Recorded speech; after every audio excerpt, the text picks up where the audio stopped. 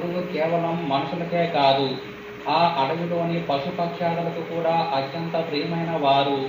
ఆయన బోధనలు, ఆయన ప్రశాంతమైన జీవనం, ప్రకృతితో ఆయనకున్న అనుబంధం ఇవన్నీ చూసి మనుషులు, జంతువులు, పక్షులు కూడా ఆయనను అమితంగా గౌరవించేవి, ప్రేమించేవి.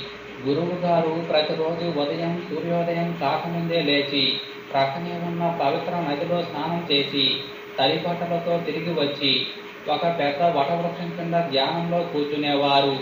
అది ఆయన దినచర్యలో ఒక భాగం. ఆ వటవృక్షం కొమ్మల్లో అనేక పక్షులు నివసించేవి. అందులో ఒక చిన్న పిచ్చుకల గుంపు కూడా ఉండేది. వాటిల్లో ఒక పిచ్చుక ఉండేది. అది చాలా చురుకైనది. సదా గురువు గారిని, ఆయన విద్యార్థులను గమనిస్తూ ఉండేది. ఆ పిచ్చుకకు గురువు గారంటే చెప్పలేనంత భక్తి, గౌరవం. ఆయన ఎంతో గొప్పవారు, నిస్వార్థంగా జ్ఞానాన్ని పంచుతారు. మాకు కూడా ఏదైనా